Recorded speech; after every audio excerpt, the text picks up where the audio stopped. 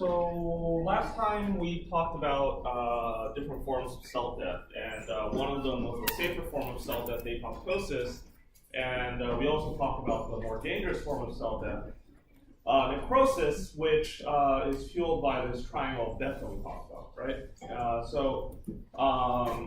As it relates to the exam, this is really kind of what you need to know and all the various details in here. So in terms of what are the three components to necrosis, but also how can these individual components cause cell death in themselves, but also how can they cause each other, right?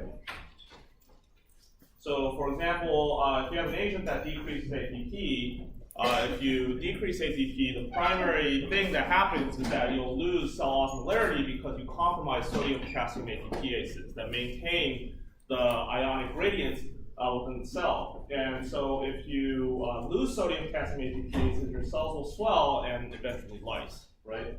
But decreased ATP will also lead to compromised export of calcium out of the cell, so you won't be able to use the calcium ATPases as effectively. That will increase cellular calcium, which will lead to activation of proteases and nucleases and lipases that will break down proteins, DNA, and lipids, which will cause also cell destruction and cell lysis in itself. And increased calcium can also hyperactivate, for example, enzymes in the electron transport chain, flooding the electron transport chain with electrons to increase oxidative stress. It can also induce nitric oxide synthase or xanthine oxidase, which in themselves will increase reactive nitrogen and oxygen stress.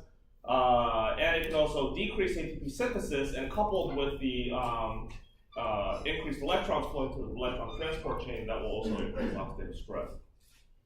And oxidative stress in itself can directly oxidatively inactivate calcium ATPases, which will lead to increased cellular calcium, right? Cytosolic calcium. And again, the importance here is increase in cytosolic calcium, which is bad. If it's like in your mitochondria or ER, those are considered storage sites. The increased reactive oxygen stress directly will start causing lipid peroxidation, which we talked about last time. Which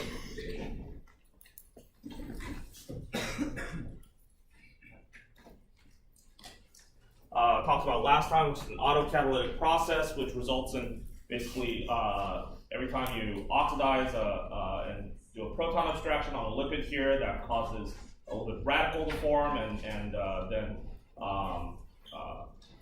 oxygen to form a peroxide, which then gets quenched by basically forming another lipid radical, right? So this is an autocatalytic process, and that eventually will lead to membrane destruction, cell swelling, and cell lysis. And then oxidative stress can directly oxidatively inactivate several parts of the electron transport chain, thereby inhibiting ATP synthesis. Also, reactive oxygen stress can induce single-strand breaks in your DNA, which will activate enzymes like polyadenosine ribose polymerase, or PARP, and use up ATP to polyadenylate those single-strand breaks. And reactive oxygen stress will also decrease the NADPH and NADH levels within the cell, the reducing power of the cell, which will also eventually reduce ATP. Okay, so then again, ATP then causes cell death itself. So these are all kind of causes of each other. Any questions about that? Okay, so what are examples of toxicants that can do this? So one is this chemical called MPTP, which is a contaminant and an opioid analgesic that a lot of people took in the 1970s and 1980s kind of as a drug of abuse. And this is the structure here, MPTP, and actually the active bioactivated component is this MPP+, which gets bioactivated by this monoamine oxidase B. And in 1976, this graduate student, Barry Kitson, synthesized MPPP, which is kind of the opioid analgesic, with MPTP with a major contaminant, and injected himself. And he got full-blown Parkinson's within 3 days. In fact, MPTP is used as a chemical model for inducing Parkinson's disease in various rodent species. And he actually survived from this by taking levodopa, which is basically an inhibitor of monoamine oxidase. So you stop the formation of MPP+, and also restore the dopamine levels that you've lost with MPTP. But he died 18 months later from a cocaine overdose from unrelated incidents. But autopsy revealed that he had major neurodegeneration of the dopamine-producing neurons. And so, in fact, this is a specific toxicant that destroys the neurons that produce dopamine in your brain, in a portion of your brain called the substantia nigra. Okay, so how does that happen? So, if this were just a general toxicant that just got everywhere and caused this kind of damage, you would get general necrosis wherever this went. But the problem is that this actually specifically gets concentrated in dopamine-producing neurons in your brain, which is why its primary mode of toxicity is there. So MPTP in itself is non-ionized, so it can cross the blood-brain barrier pretty easily, but then MPTP gets metabolized by this enzyme monoamine oxidase, the MPP+, which is really only found in glial cells in the brain. And then MPP+, unfortunately, is specifically taken up by dopamine transporters, which are usually expressed on neurons that produce dopamine. Okay, so the dopaminergic neurons. So that's really unfortunate. And then MPP+ inhibits complex 1 of the electron transport chain, and I'll show you in a little bit, also causes quinone cycling in a kind of an unusual manner here, and causes oxidative stress. So not only does it inhibit ATP, it actually also causes oxidative stress through this kind of quinone radical formation and quinone cycling. And so it causes 2 of the 3 parts of the triangle of death, right? Oxidative stress and depletion of ATP, and that leads to selective death of dopamine-producing neurons, specifically because it's selectively being taken up by dopamine transporters in the brain. Okay. Again, if this were, for example, somehow getting selectively taken up into the lung, you would get lung damage instead of brain damage, right? But just because the enzyme that metabolizes this is specifically expressed in the brain, and then the bioactivated molecule here is only taken up by dopamine transporters in the brain. That's why it causes selective dopamine producing neuron toxicity or dopaminergic neuron neurodegeneration. And so really within hours to days, patients will develop irreversible symptoms of Parkinson's disease, including tremoring and hypokinesia and rigidity and postural instability. And really the only antidote to this is by inhibiting monoamine oxidase B, so you can hopefully clear MPTP through other routes by phase 1 and phase 2 metabolism, so that you don't get the conversion to MPP+. So actually the drug that is prescribed for that is this drug called saligenin. So it's saligenin, yeah. And it's basically an MAOB inhibitor. Okay.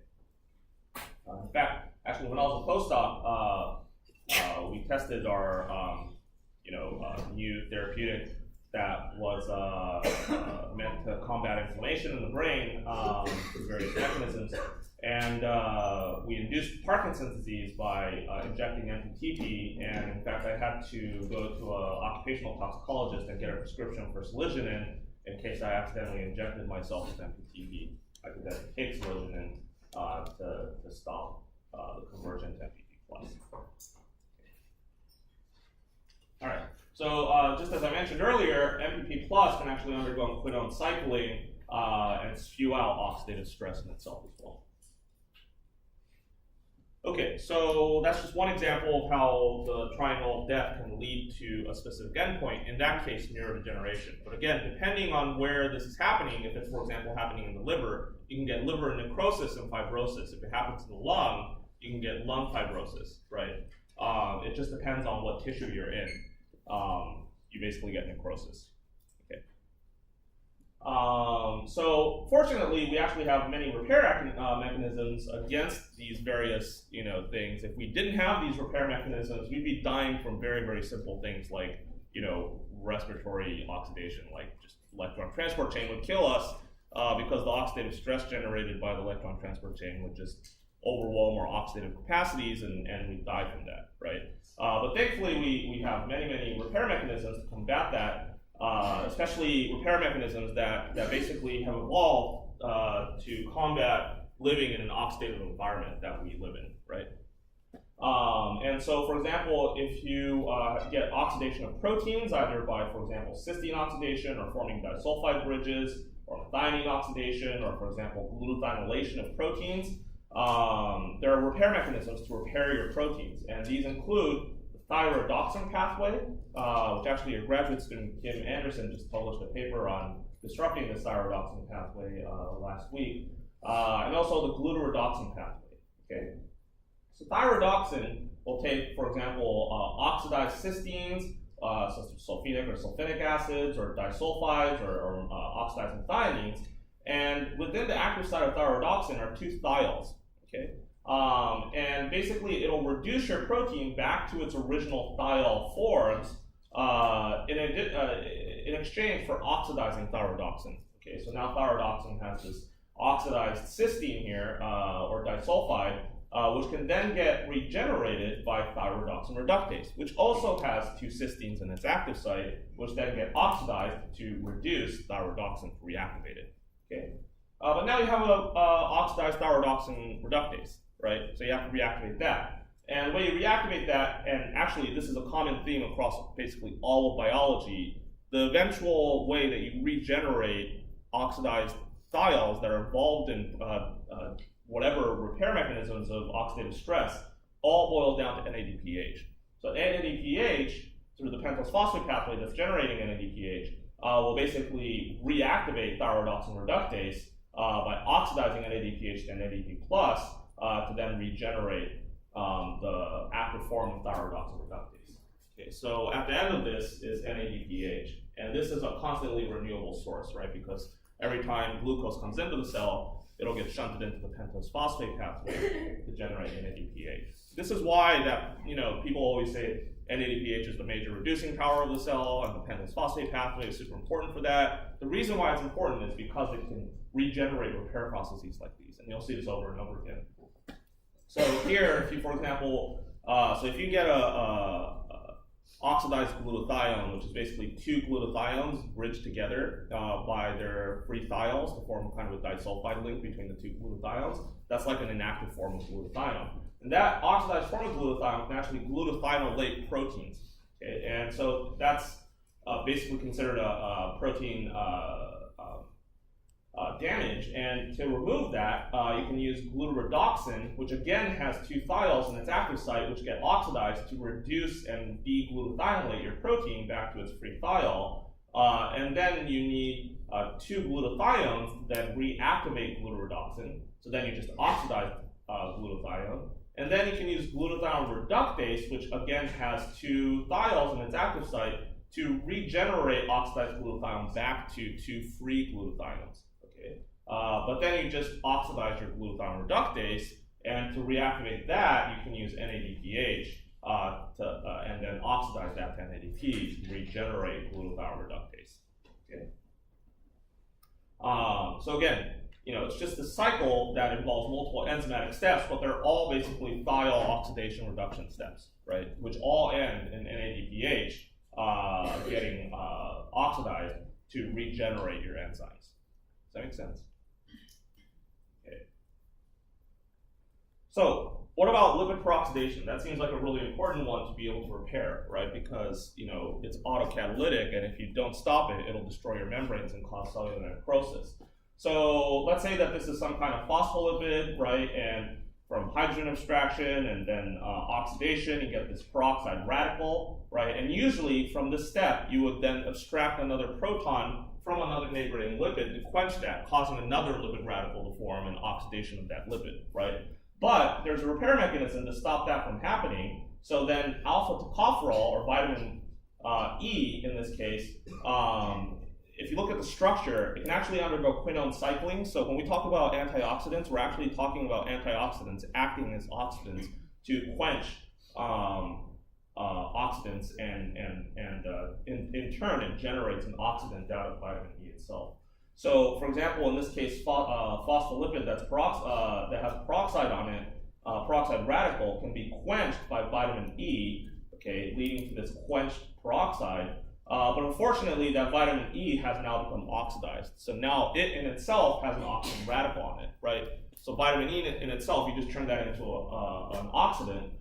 So to quench that, you take vitamin C, which is a ascorbic acid, which is a water-soluble vitamin, which can then quench that radical from vitamin E, but then you just caused oxidation of vitamin C. Okay, so now you have an oxidative radical on vitamin C, which can potentially undergo quinone cycling, but that can immediately be quenched by glutaredoxin again, which then gets reactivated by glutathione, and glutathione gets reactivated by glutathione reductase, which then gets reactivated by NADPH. Okay. So this is pretty interesting, right? Well, in fact, most antioxidants work like this.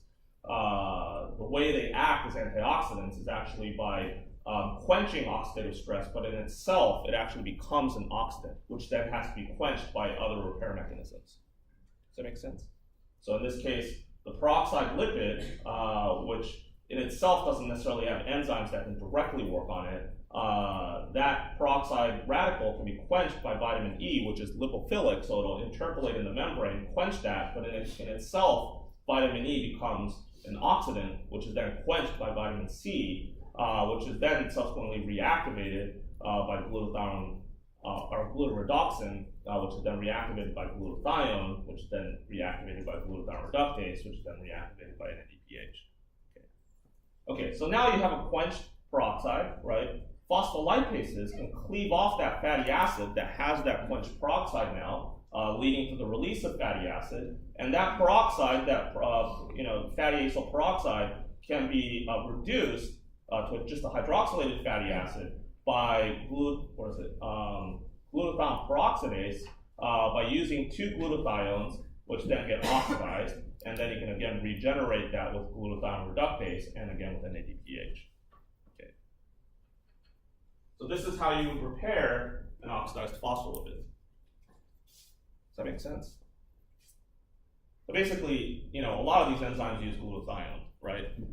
And to regenerate glutathione, you have to reduce it, right, with glutathione reductase. And then to regenerate that, you always need that NADPH at that. Simple enough, right? So it's all this just redox chemistry that ends up in an NADPH oxidation. What about oxidative stress? How do you quench hydroxyl radicals, or how do you prevent hydroxyl radicals from forming, right? So if you form superoxide dismutase can take another superoxide and form peroxide, right? And peroxide in itself is not necessarily dangerous. It's only if it undergoes Fenton chemistry to form hydroxyl radicals. And then from hydrogen peroxide, you can actually detoxify that to water by, for example, using glutathione peroxidase. So basically a peroxidase that uses glutathione to oxidize glutathione and generate water. Or you can use an enzyme called catalase, which takes another peroxide and basically spews out oxygen and water. This is a major mechanism against being able to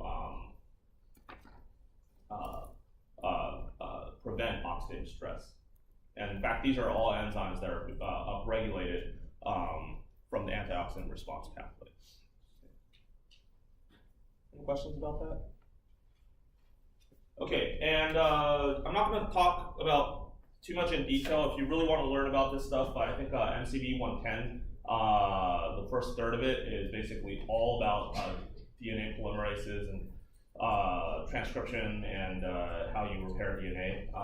But as relates to DNA damage, there are many mechanisms for which you can repair DNA damage, and there are many different types of DNA damage, such as, for example, alkylation of DNA or base inserting the wrong base in exchange to the complementing base, or if you actually already did replace it with a wrong base, then you can, for example, use nucleotide excision repair, or if you have a double-strand break repair, or if you have a double-strand break in your DNA, you can use double-strand break repair pathways with homologous or non-homologous DNA end joining, or if you have mismatch repair, there are various ways to repair that as well. So there's tons and tons of enzymes that are involved in repairing our DNA, and for each type of DNA damage, there's different types of DNA repair enzymes that can work on that.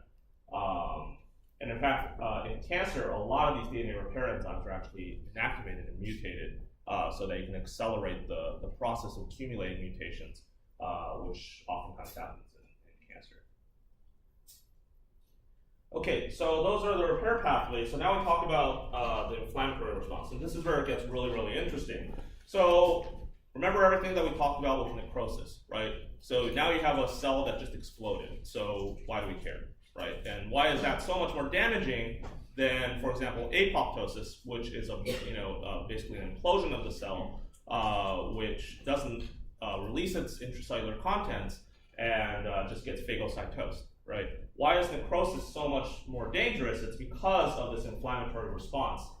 And I should say that the inflammatory response in itself is good, right? We have that as a defense mechanism against chemical insults and also primarily bacterial and viral insults, right? And our inflammatory response can combat that to eliminate the bacteria and the virus, right? Or viral infection. The problem becomes is when you activate the inflammatory response, but you never inactivate it, okay? Now, acutely, if you overactivate your inflammatory response, that can lead to, for example, cytokine storm, sepsis, and death, quite acutely. In fact, there have been some toxicological disasters around that, and for those of you who have been paying attention to, for example, the T-cell therapies, the immunotherapies that are coming out for cancer, how many of you have heard of these immunotherapies for cancer that basically activate your T-cells? Only a few of you have heard of it? Some of you. Okay, well, it's like the hottest thing in biology right now, so you should probably read about it. But basically, you take out T cells from a patient, reprogram them to activate them, put them back in, and then it activates the immune system of the patient to then recognize the tumor and combat the tumor, right? A major side effect that's coming out of that, though, in a substantial population of patients, is that you can overactivate your immune system, right? And now your immune system just starts attacking everything, and it causes massive inflammatory stress, and you can basically get organ failure and death from that. And so you have to really temper the activation of that immune system. But nonetheless, those are all kind of acute processes that can happen where if you overactivate immediately, you can die from that. But if you are, for example, exposed to a chronic level, a low-dose chronic level of some kind of toxicant that's causing chronic cellular necrosis, or for example, if you have a low-grade chronic infection that's causing chronic inflammation, an example of this is with like hepatitis C and chronic inflammation of your liver, that can lead to what's called non-resolution of inflammation, okay? And this chronic low-grade inflammation can basically cause every disease that you can possibly think of, from heart disease, chronic obstructive pulmonary disease, obesity, cancer, multiple sclerosis, asthma, inflammatory bowel disease, rheumatoid arthritis, and name a disease and it probably has an inflammatory component to it. Alzheimer's, Parkinson's, Huntington's, all of the neurodegenerative diseases, type 2 diabetes, basically any disease related to aging. In fact, aging in itself is thought to really act through this chronic low-grade inflammation, okay? And so that's bad, right? But again, I want to emphasize that inflammation in itself is not, bad in itself. If you instigate inflammation and if you resolve it, that's good, right? It's only if you don't resolve it, this chronic inflammatory response can lead to a whole bunch of bad things downstream. Okay. All right, so and again, this can happen if, for example, you are exposed to some kind of chemical toxicant that causes necrosis and it causes inflammation, but that inflammation doesn't resolve. And that can happen again if, for example, you activate your inflammatory response past a certain threshold so it can't shut itself down, or if you're just chronically exposed to a toxicant that is causing chronic low-grade necrosis. Okay, does that make sense? So, for example, if you're exposed to carbon tetrachloride back in the 70s when it was used in dry cleaning facilities, right? If you're working as a dry cleaning person and you're constantly being exposed to carbon tetrachloride, that will be constantly causing a low-grade necrosis in your liver through the bioactivation mechanisms we talked about, right? And that will cause chronic inflammatory response. Now, how does that happen? Okay, so first step starts with necrosis. Okay, so let's say in some tissue, whether it's the brain or the liver or the lung or whatever, right, you get cellular necrosis. That can be caused by an infection or a chemical agent or whatever, right? Now, the intracellular contents of that cell now explode, right? And things like ATP and DNA, right, that should not be outside of the cell, right? That should be like in your mitochondria or inside your cell or inside your nucleus, right? Like double-stranded DNA or ATP or things like heat shock proteins can bind to toll-like receptors on immune cells like mast cells, dendritic cells, and probably the most important one of this is the macrophages, okay? And once those DNA or ATP or whatever bind to the toll-like receptor, they activate the macrophage, okay? And then the macrophage spews out a whole bunch of inflammatory mediators such as cytokines, and some of the most important ones are TNF-alpha, IL-1 beta, and IL-6 here, chemokines like CCL2 and CXCL, and various hormones like histamine and bradykinin, and also lipid inflammatory mediators like eicosanoids. And in fact, one of the reasons why you get fever from an infection is because macrophages get activated and they spew out eicosanoids like prostaglandins. And one of the reasons why you can combat inflammation and fever from a pill of aspirin and ibuprofen is that you reduce the levels of eicosanoids and shut down macrophages. Okay. And then that inflammatory response with all of these various mediators then acts on the target tissue to get rid of the damaged stuff, and whatever was causing the damage, it thinks that maybe there's an infection there or something, right? And then also it's involved in repairing the damaged tissue. Okay. So again, all of this evolved so that we can repair damaged tissue that might have been damaged by some chemical or inflammatory agent. Okay. All right, so again, when you activate these macrophages or dendritic cells and mast cells, you activate them through binding the toll-like receptors, and that secretes out cytokines, chemokines, various bioactive amines, and also eicosanoids, inflammatory lipids. Okay. And these mediators are involved in both dilating blood vessels, and the reason you dilate the blood vessels is to then recruit more immune cells to the site of damage, okay, to help repair that damage. Again, this is all meant to repair the damage. So it'll dilate blood vessels, recruit more immune cells to act on the target tissue to eliminate the inflammatory agent. In fact, it's probably thinking that there's probably some kind of bacterial or viral infection that it needs to get rid of, right? And also stimulate growth factors to be able to repair the tissue and then basically eliminate the whatever noxious response. And after that, after it repairs that tissue, then it's supposed to shut itself off, okay? And there are various resolving factors that are supposed to shut off the macrophages. So how does, first of all, TNF-alpha work? So TNF-alpha is incredibly interesting. Remember TNF-alpha, we talked about that as a death ligand for apoptosis, but it also is actually a really, really important mediator of activating inflammatory responses. And in fact, it also promotes cell growth depending on the context that you're in. So it can cause cell death, cell growth, which is opposite of cell death, and also activation of inflammation, depending on the context. So for example, in an immune cell, TNF-alpha will actually activate inflammatory responses. If it's, for example, a cell that's next to a dying cell and maybe that cell got damaged, TNF-alpha can induce apoptosis through that caspase activation pathway we talked about. And also, in the neighboring cells, to repair that damage, TNF-alpha can also stimulate cell proliferation to repair the damage. So it's a super multifactorial cytokine that can do a whole bunch of stuff. Now, I'm not going to really make you memorize any of this, but if you ever want to be a real biologist, you basically have to know all of these pathways, for graduate school or medical school or pharmacy school or whatever school. So TNF-alpha, right, will bind the TNF-alpha receptors, trimerize, and recruit for the inflammatory pathway proteins like RIP and TRAF2. So this would be in the case of macrophage, which will then recruit this protein called IKK alpha and beta to TNF-alpha receptors to then activate and phosphorylate IK beta alpha. And really the main takeaway that I want you to take away from this is that the main inflammatory mediator of basically any cell, any inflammatory cell, is NF-kappa B. That's like the master regulator of inflammation. Okay, so that's like super duper important for inflammation.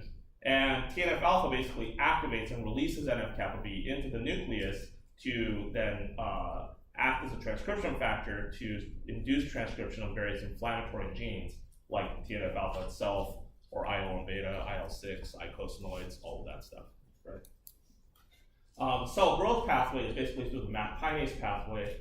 If you want to learn more about this, I'm sure you'll learn about it in classes like MCB 102. But basically, that activates a signaling cascade that phosphorylates a whole bunch of downstream substrate proteins, which leads to the phosphorylation of junk and this transcription factor called AP1, which induces various cyclins involved in cell proliferation. And then we talked about the cell death pathway for activation of caspases. Right. Okay, so again, whether you get inflammation or cell proliferation or cell death really depends on the context. The evolutionary philosophy behind this is that TNF-alpha, through TNF-alpha receptors, is causing cell death of neighboring potentially damaged cells around the damaged area to kind of clear the damaged area, right? And then stimulate cell proliferation to then repair, right, the damage by having the surrounding cells proliferate and cover up the damaged area, right? And it's also causing inflammatory responses to try to get rid of what caused the cell damage to begin with. Does that make sense? Okay. So, and in fact, a lot of these other cytokines like IL-1 beta and IL-6 work very similarly to TNF-alpha. Okay, so what does TNF-alpha do? Well, it causes fever, it acts as a chemoattractant, or it recruits other types of immune cells like neutrophils. It also stimulates macrophage activation of neighboring macrophages, right? So TNF-alpha, through activating macrophages, will cause it to spew out a whole bunch of cytokines, which cause dilation of blood vessels, recruit more immune cells to the site of damage, and then that TNF-alpha that's around there will then activate those macrophages to spew out more inflammatory cytokines, then recruit more cells to the site of damage, right?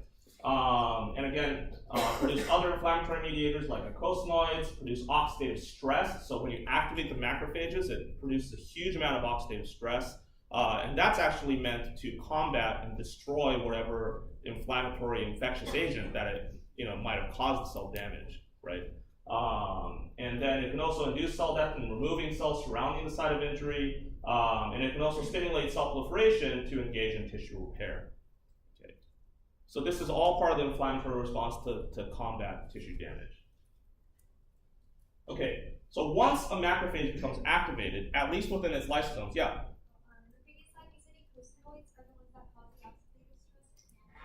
Sorry, say that again? Eicosanoids can cause oxidative stress. Eicosanoids cause inflammation and things like fever.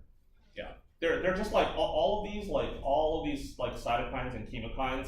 You could just kind of remember cytokines, chemokines, and eicosanoids. They all basically cause inflammation. I mean, they all individually have their all kind of slightly different roles, but they all basically cause inflammation. Yeah, and inflammation is basically the activation of macrophages and immune cells. So when you activate a macrophage, within the lysosomes, they cause what's called a respiratory burst by activating things like NADPH oxidase and nitric oxide synthase, and also myeloperoxidases. And I don't need you to remember all the chemistry behind this, but they basically all spew out oxidative stress and react to nitrogen stress in the form of superoxides and eventually hydroxyl radicals or nitric oxide or hydroxyl radicals. And all of that inflammatory stress that the macrophage generates is again meant to destroy, for example, some bacterial agent that might have caused the tissue damage to begin with, or maybe cellular debris that might be floating around, right? It's using the oxidative stress to just destroy everything, okay? So that's good, though. That's good. You want to be able to destroy, hopefully, some bacterial agent or viral agent, right? So far, this is all part of the normal inflammatory response, right? So collectively, right, you have some kind of tissue damage, the intracellular contents spill out to then activate macrophages that recruit more, to spew out a bunch of mediators that recruit more macrophages to the site. They dilate blood vessels, recruit more immune cells, destroy the noxious agent, and they also undergo this process called epithelial to mesenchymal transition, or EMT. What this does is that it makes the endothelial wall, right, that lines the blood vessels next to your tissues, right, it makes that super leaky so that immune cells can actually sneak out of the blood vessels and actually enter your tissue, right? And you kind of need that to happen, right, because your tissue is over here and maybe that's damaged, and your inflammatory cells are in your blood. They're actually physically separated, right?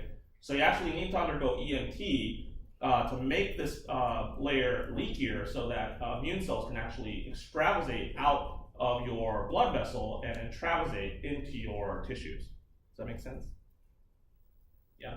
So you have to undergo EMT, and then you secrete a whole bunch of growth factors to stimulate cell proliferation and repair the damaged tissue. And then after the tissue is repaired, and then hopefully your noxious agent is gone, the inflammatory response is resolved. Okay. So that's all the normal process of how we combat bacterial infections or maybe some kind of simple cell necrosis, right? And so far everything's okay. Now, this is what happens when you get into chronic non-resolving inflammation. I'll show you a visual of this in a little bit, but I wanted to show you kind of the textual context of this first. So let's say, right, you have chronic exposure to a toxin. So a perfect example of this is with carbon tetrachloride, which under chronic exposure causes liver fibrosis and eventually liver cancer. Okay, and this is very well documented. You can inject carbon tetrachloride over time into a mouse, and they will inevitably get liver fibrosis and liver cancer. And this has happened in many, many people as well. Okay.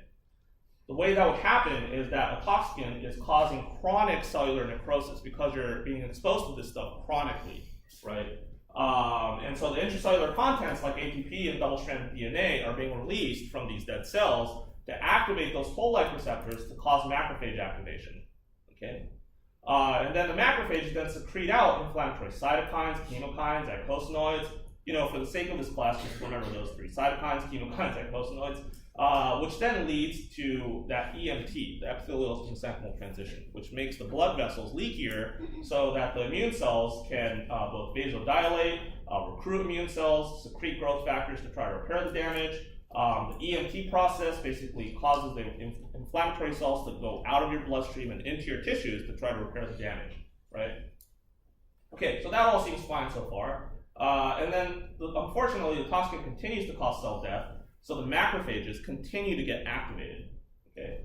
And then macrophages also start secreting out growth factors like TGF-beta, TNF-alpha, platelet-derived growth factor, PDGF, and all these growth factors would start stimulating fibroblast proliferation. Fibroblast proliferation and differentiation is basically like scar tissue that starts forming over the damaged site, okay? And if you start getting excessive fibroblast formation, that's basically the definition of fibrosis. That leads to a hardening of that scar tissue around the damaged tissue, which is basically made up of excessive extracellular matrices. Okay, so now you get fibrotic tissue, and that can in itself cause tissue damage and dysfunction. Okay, and in fact, like alcohol and liver-induced fibrosis, right, is also caused through this process of inflammatory responses from alcohol poisoning. Also, chronically activated macrophages, right? We talked about undergo a respiratory burst, and they generate a whole bunch of oxidative stress to try to combat whatever toxic thing that was happening to them, whether it's a bacterial agent or a viral agent or a chemical toxin that's causing necrosis, right? It undergoes respiratory burst, but unfortunately, you're never shutting this off because you're constantly getting necrosis, which is constantly activating those macrophages, right? Eventually, that oxidative stress, right, overwhelms the macrophage, and the macrophages now undergo necrosis. Okay, so now you just recruited a whole ton of macrophages to the site of damage, right, to try to repair the damage, but now those macrophages are never shutting off, and that respiratory burst will cause those macrophages to undergo necrosis. Now when that cell lyses, now you just spewed out a whole bunch of oxidative stress and ATP and DNA and all that other stuff that should have been inside of those macrophages, right? That will now subsequently activate your inflammatory response to recruit way more macrophages to that site of damage, right? Those macrophages will die. They'll spew out growth factors. They'll spew out oxidative stress. All of that oxidative stress will start mutating your DNA, right? Oxidizing your proteins. Eventually, you'll start hitting tumor suppressors and oncogenes. In addition to that, the macrophages in themselves are spewing out growth factors, okay? So in addition to mutating your DNA, you're also fueling whatever cell that might have been mutated, and maybe you hit a tumor suppressor oncogene that's making the cell start to grow. Now you've just dumped on growth factors onto that cell, so it starts growing even faster, right? And then eventually macrophages will start secreting proteases. And again, this is originally meant as a repair mechanism to kind of make room for cells to proliferate and repair the damage. They'll secrete proteases that will destroy the extracellular matrix that they just formed, okay? And in fact, those macrophages degrading the proteases, degrading the extracellular matrix through these proteases will actually cause the cancer cell that's formed by that point to start being able to move outside of its environment. Because up until that point, the cancer cells may be growing within the tissue, right? But up until that point, they're actually restricted by the extracellular matrix, which they actually need to grow. So far the cancer cells are growing on that extracellular matrix, actually relying on all those various proteins in that matrix, fibrotic tissue, to actually help itself grow. But the macrophages and the cancer cells themselves will eventually acquire the ability to secrete proteases to then degrade the extracellular matrix to be able to actually now start going out of the tissue and towards the bloodstream. And that EMT process that we induced all the way back here has now made the basement membrane leakier, so that now as the cells are moving towards the bloodstream, now that basement membrane that lines the blood vessels has become leaky enough so that the cells can actually move out into the bloodstream. Okay? So that EMT process that was actually meant for the cells to actually, the immune cells to come into the tissue for repair, the cancer cells are now using that to actually extravasate out of the tissue and into the bloodstream. Does anyone know what that's called? What? Yeah, metastasis, right? Have you guys heard of metastasis? Cancer metastasis? No one's heard of cancer metastasis? Okay, well, cancer metastasis is very dangerous. It means that your cancer is spread from your primary tissue to other tissues, and when that happens, the chance of your survival plummets, okay, because it'll start lodging itself into various parts of the body where you can't just surgically remove the tumor, right? So this whole process that we're talking about is basically how cancer cells eventually acquire the ability to invade and metastasize out of the tissue to then eventually seed into other pathways. What's really scary about this is that the macrophages and the cancer cells at this point are now spewing out additional chemoattractants like TNF-alpha that we just talked about, as well as other growth factors, which now start stimulating angiogenesis. Okay, and again, this angiogenesis usually happens during the normal inflammatory response to help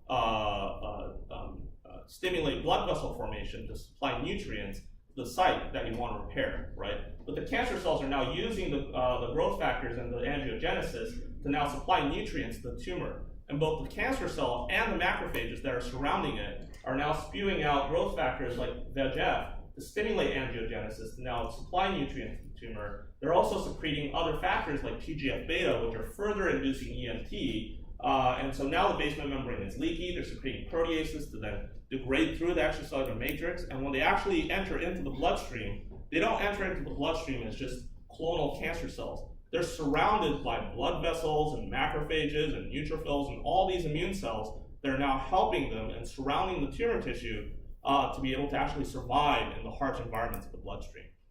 Okay.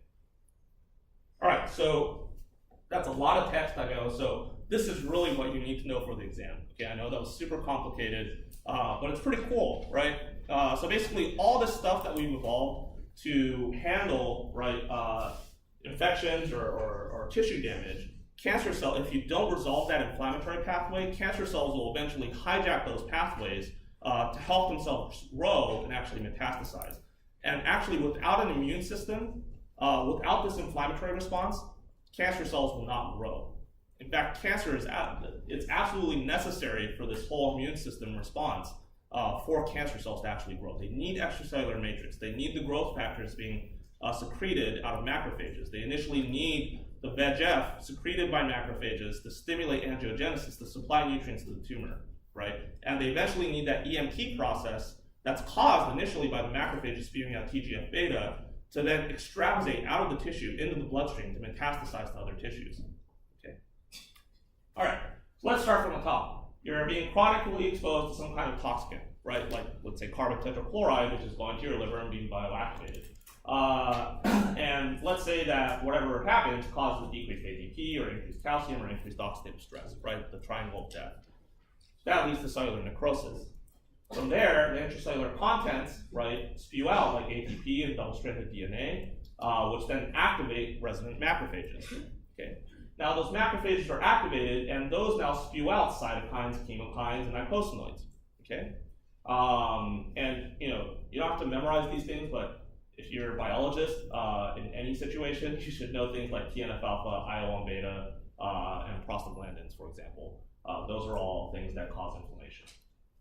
Okay, activation of those macrophages then dilate your blood vessels and recruit and activate more macrophages at the site of damage. Okay, and that's all normal so far. And then it'll secrete out a growth factor, TGF beta, which will cause epithelial-mesenchymal transition, or EMT, which makes the basement membrane of the endothelial cells leakier, so that you get infiltration of the immune cells into the damaged tissue. Again, everything is normal so far, right? This is just a normal inflammatory process. Now, that infiltration of more immune cells into the damaged tissues will activate more macrophages. The macrophages will secrete out factors like VEGF, which stimulate angiogenesis. Again, that's meant for repair originally.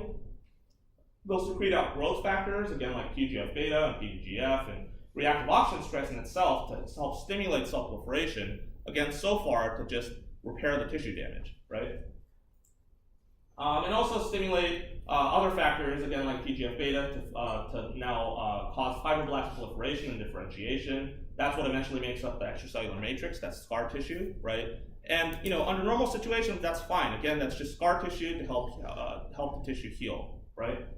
So everything's fine so far. But eventually, right, you get excessive formation of that extracellular matrix, and that in itself, that's basically the definition of fibrosis. And so now you, for example, have liver fibrosis from chronic toxicant exposure to things like carbon tetrachloride.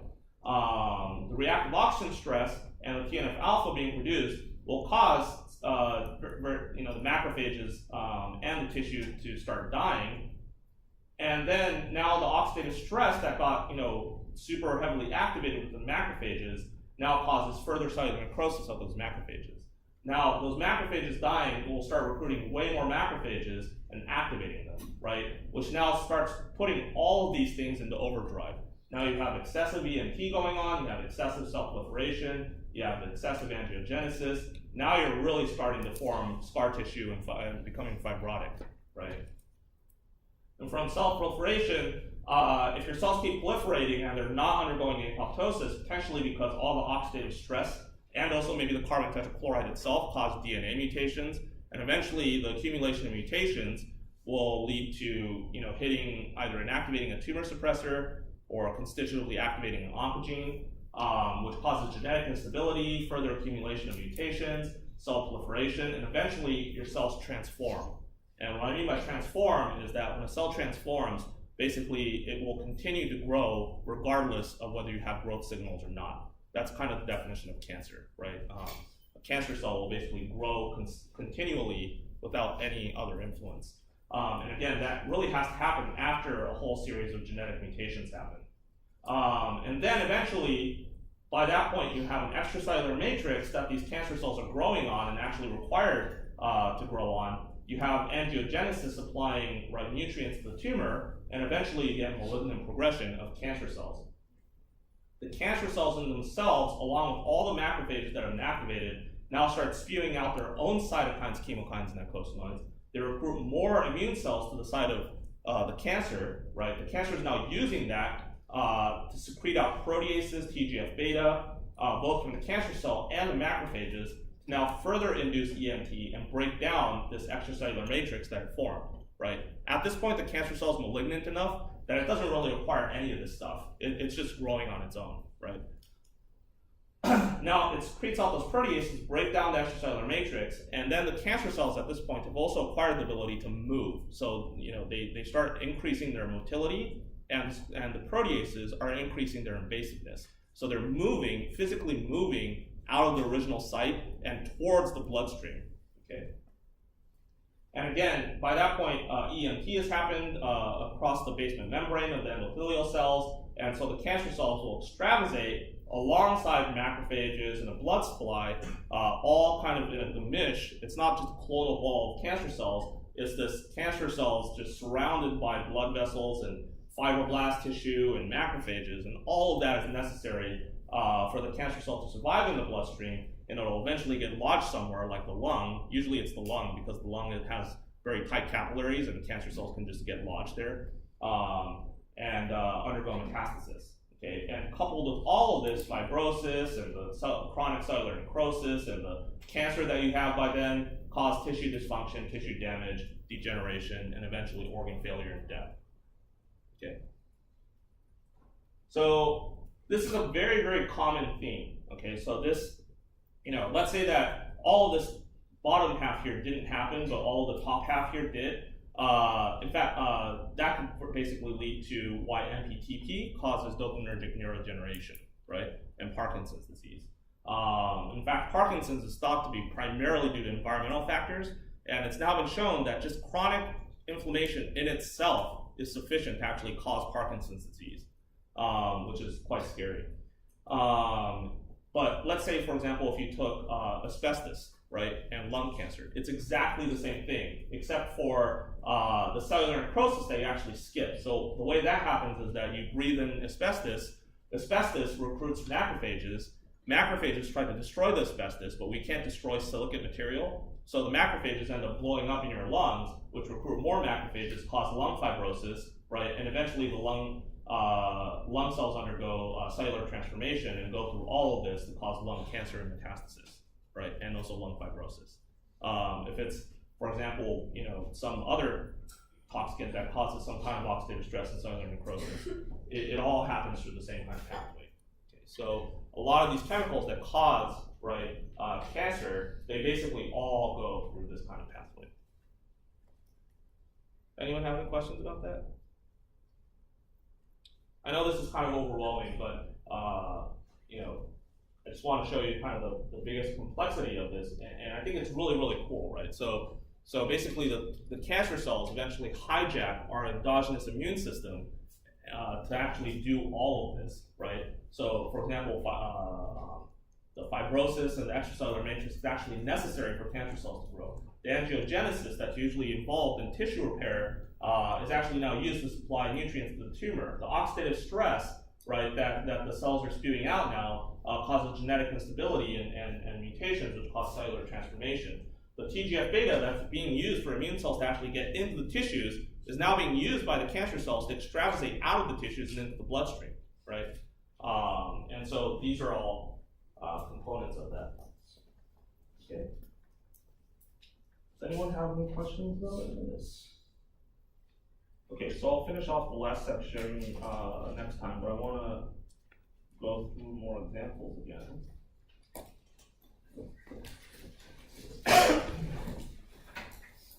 So after the next exam, you have to know that last schematic. It's like really, really important. I gotta be able to reproduce it.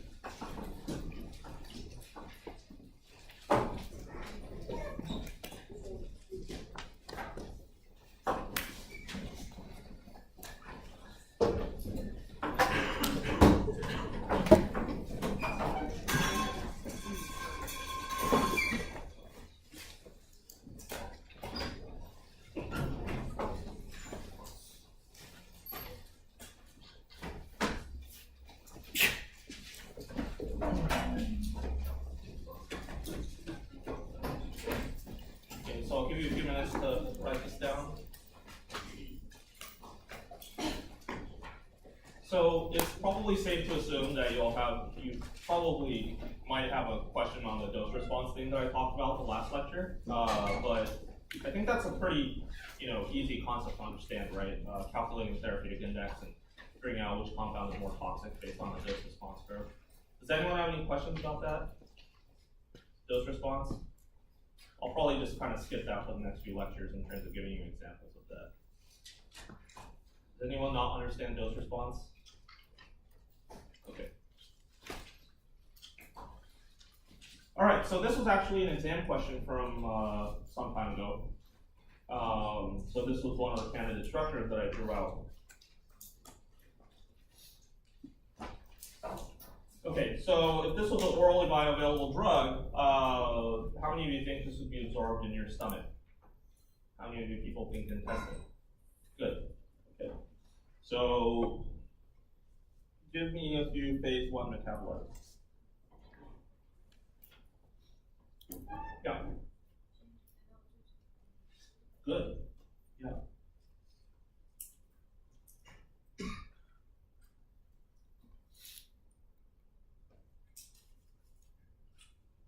Good. What else? Yeah. Hydroxide of chlorine. Sure. Oxidative dehalogenation.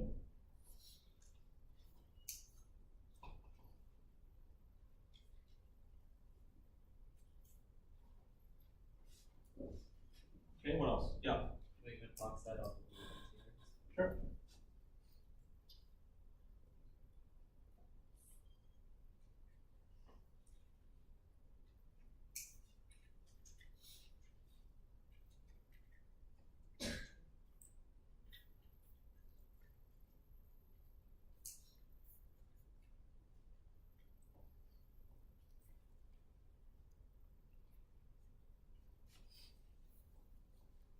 Any of those could be simple PHS.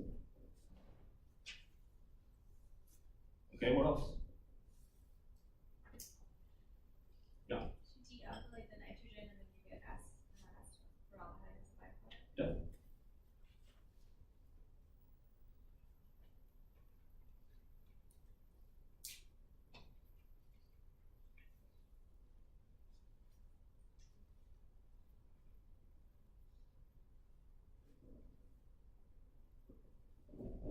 Okay. Good. So that's 4. I'm probably just asking for 4.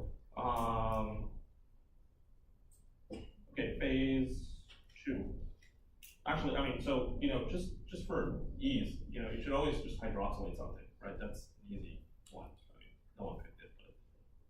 Yeah. Can you do CS and CS on the, Sure.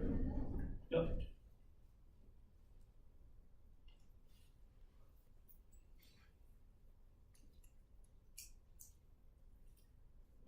Yeah, and the other side is the alcohol. Yeah. Okay, draw out a few phase 2s.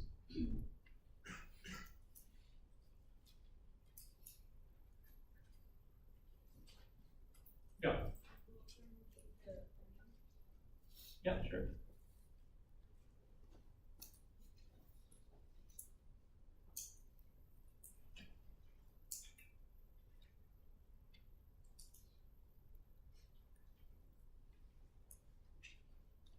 Okay, what else? Yeah. Well, we just did a glucuronidation. But you can come back to that for bioactivation. Anyone else? Someone else? Yeah, well, you already said one too. Anyone else? The rest of you are completely lost. I see a lot of nodding heads, that's not good. Yeah. salts? Yeah, on what? Not on an Oh, epoxy. the hydroxide. Sure, a hydroxyl group. Remember, sulfation happens on nucleophiles.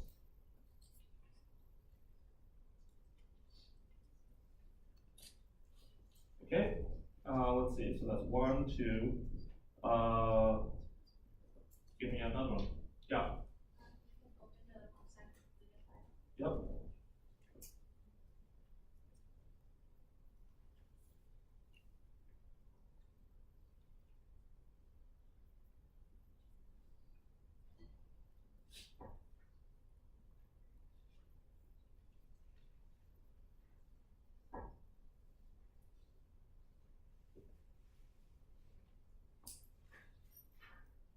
It probably doesn't matter which side you open on, but chemically speaking, it'd probably be on the less hindered side.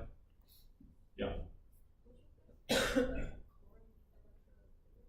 Yeah, I mean, probably not electrophilic enough to cause protein addicts, but probably electrophilic enough that glutathione can attack it.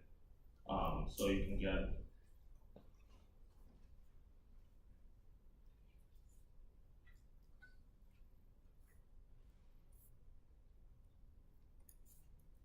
something like that.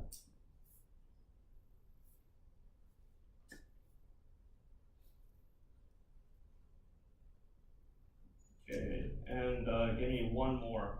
So we already have a glutathionylation, glucuronidation, sulfation. Just give me another one. Yeah. Methyltransferase on Sure. vitamins. Alpha what? Alpha vinamine. Sure. Just do the same one.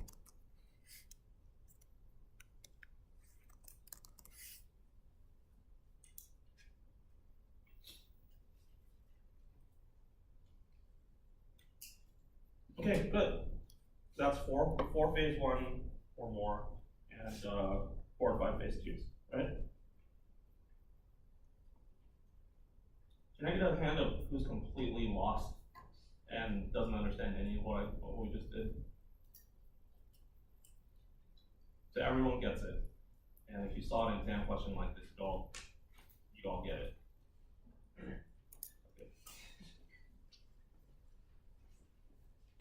Okay. I wish I could just clone this slide. Hold on, give me a second. I wonder if I can. Ah, shoot. How do I undo that? How do I?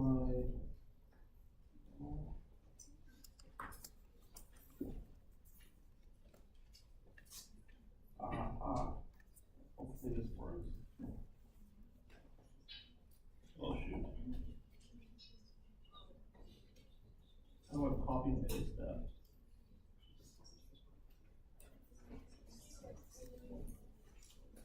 Anyone see an option here? I don't want to think about what's possible. Oh, whatever.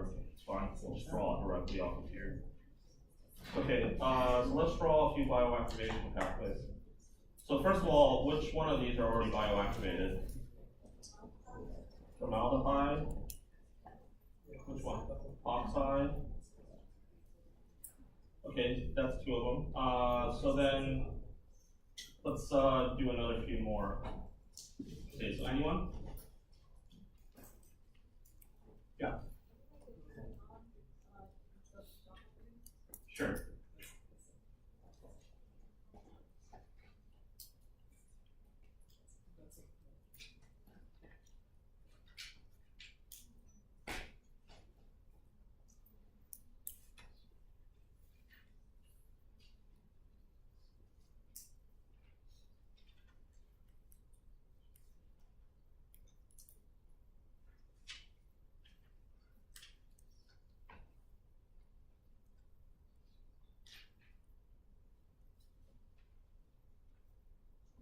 And this is CYP reductase, right? Not CYP.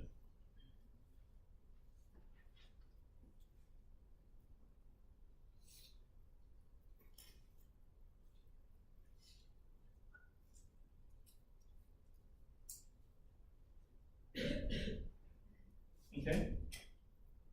So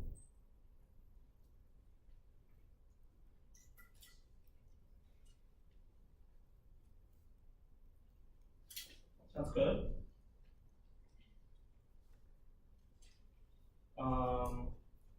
Give you another one.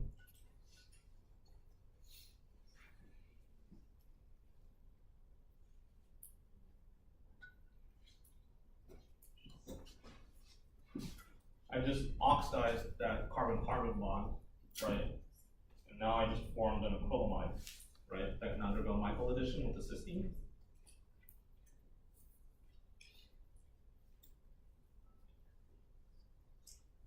Someone mentioned one earlier. You want to tell your bioactivation pathway? Formed a you back there, yeah. Yeah. Carboxylic acid, what will you do that? Right.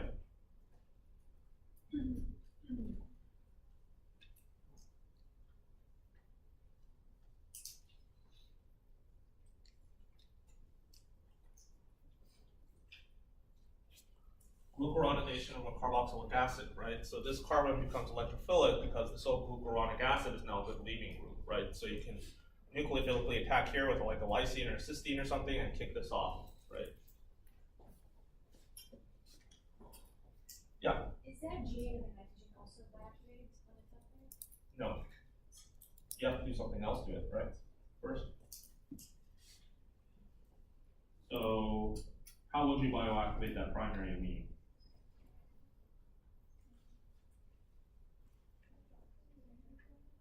Yeah. Well, you have to hydroxylate first, right? Oops.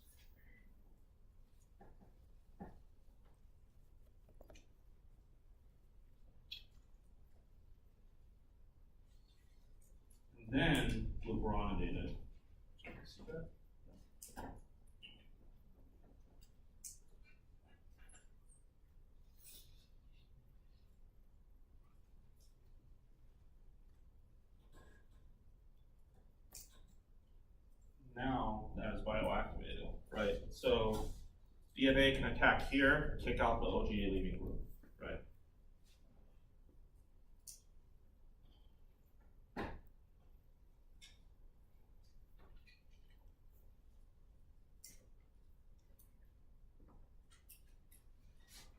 Another easy one could be just, something as easy as reductive dehalogenation to form a radical here.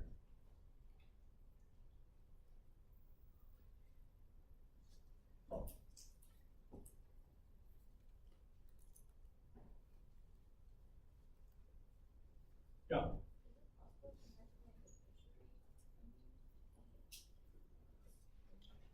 You mean the tertiary?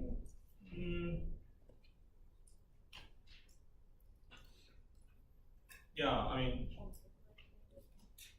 I don't think you can glucuronidate that. There's not enough electrons to do that. But you can probably methylate and form a charge there, but yeah.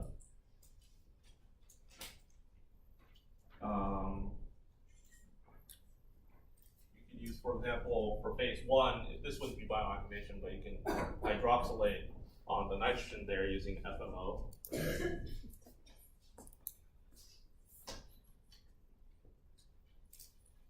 Okay, does everyone have that?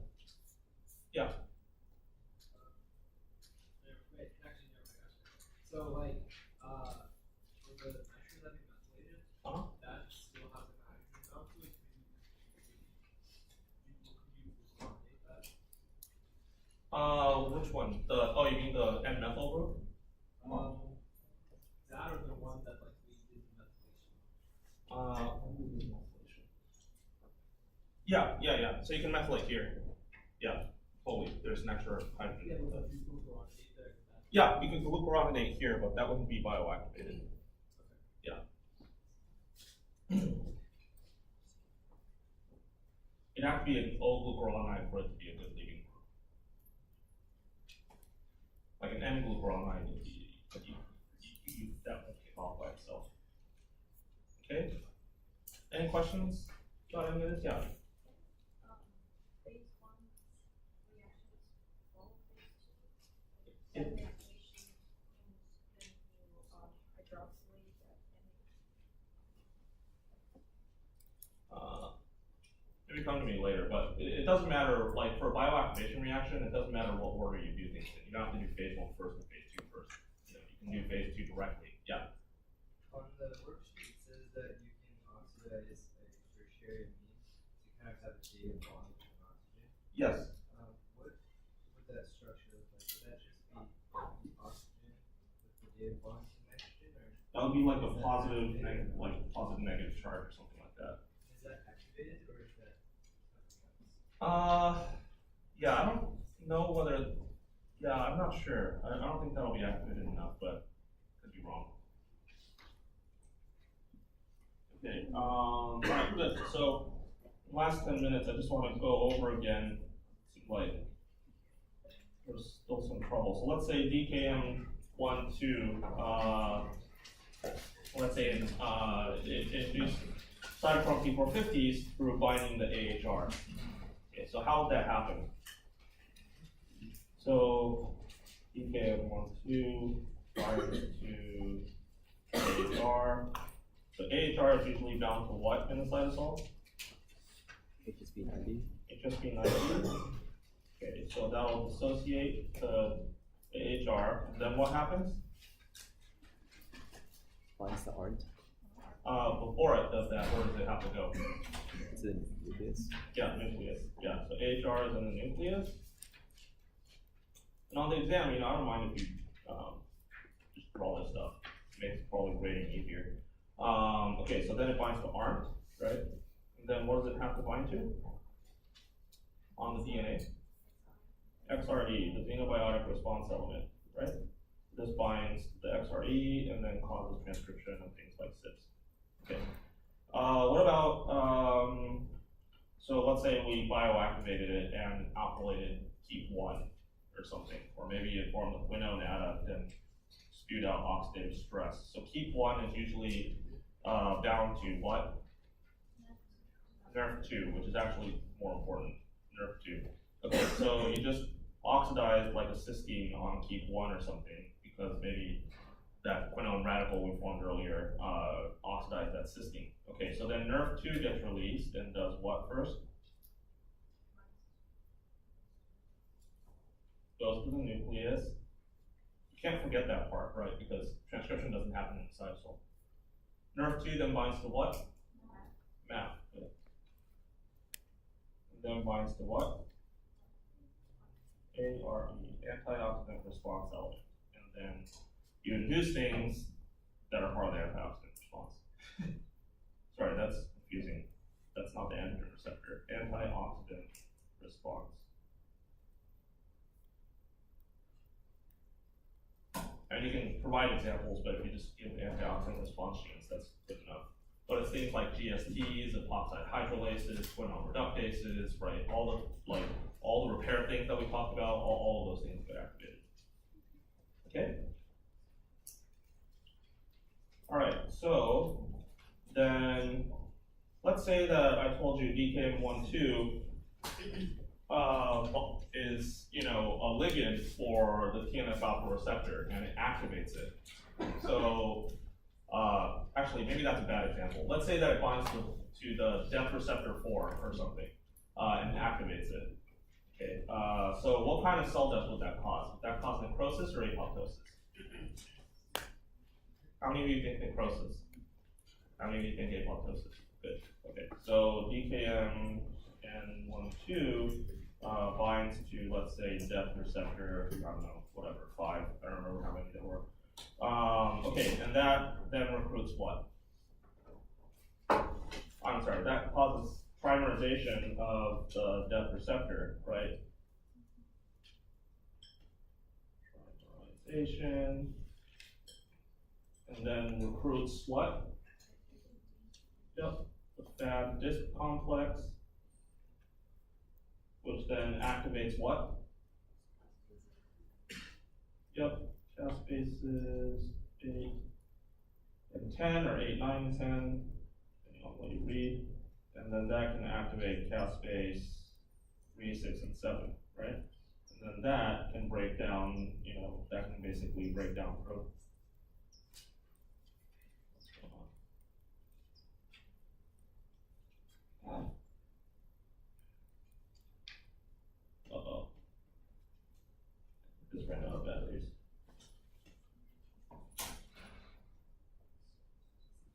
Said it should recharge in 15 seconds. Up to 30% for the marketing. Yeah.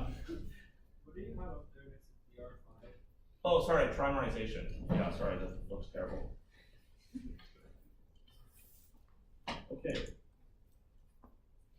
Oh my god, okay. It's definitely responding. Oh. Well, shoot. Stop working. Ah, thank you. Wait, where's the stupid? Okay. Ah. Thank you. Break down laminin, and well, I basically break down protein, DNA, and lipids.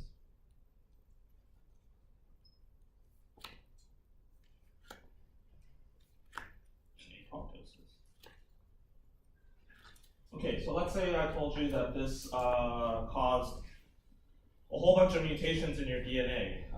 Is that likely to cause intrinsic or extrinsic apoptosis? How many of you think intrinsic apoptosis?